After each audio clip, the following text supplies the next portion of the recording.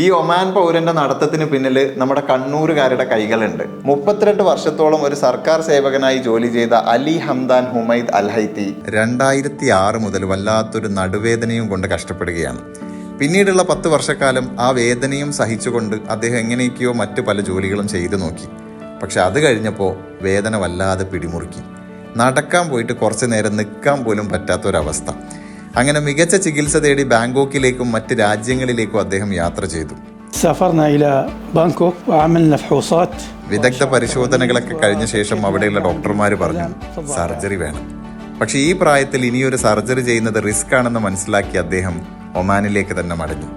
അങ്ങനെ ഇരിക്കുമ്പോഴാണ് കണ്ണൂർ കിംസ് റീജൻ ഹോസ്പിറ്റലിലെ neuro and endoscopic spine surgeon doctor Mahesh ഭട്ടിന്റെ വീഡിയോ അദ്ദേഹം കാണുന്നതും നമ്മുടെ കണ്ണൂരിലേക്ക് പറക്കാൻ തീരുമാനിക്കുന്നതും. നട്ടലിലെ എല്ലുകൾ അങ്ങോട്ടും ഇങ്ങോട്ടും ഇളകുന്നുണ്ട്. ഓപ്പൺ സർജറി ചെയ്തിട്ടാണ് നമ്മൾ സ്ക്രൂ ഇട്ട് പിടിപ്പിക്കുക. ഇൻക്ലൂഡിങ് ഈ പറഞ്ഞ ഈ സ്ക്രൂ ഇട്ട് പിടിപ്പിക്കുന്നതും കംപ്ലീറ്റ് ആയിട്ട് എൻഡോസ്കോപ്പിക് ആയിട്ടാണ് ചെയ്തിരിക്കുന്നത്. ഇതിൽ ലോകത്ത് വിരൽ എണ്ണാൻ പറ്റും അത്ര സെന്റേഴ്സിൽ മാത്രമേ ഈ സർജറി ചെയ്യുന്നുള്ളൂ. കേരളത്തിൽ ഇത് വേറെ എവിടെയും ചെയ്യുന്നില്ല.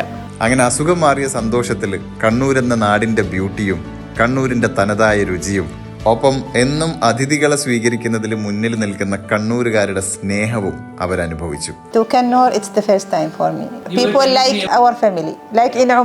ഇനിയും കണ്ണൂരിലേക്ക് വരും എന്നൊരു ഉറപ്പുകൂടി പറഞ്ഞിട്ടാണ് അവർ ഒമാനിലേക്ക് മടങ്ങിയത്. ഒരു കണ്ണൂരുകാരൻ എന്ന നിലയിൽ ഈ സ്റ്റോറി അറിഞ്ഞപ്പോൾ വളരെ അഭിമാനം തോന്നി. നിങ്ങൾക്കും അത് തോന്നിയിട്ടുണ്ടെങ്കിൽ മറ്റ് കണ്ണൂരുകാർക്ക് കൂടി ഇതൊന്ന് ഷെയർ ചെയ്ത് കൊടുക്കും.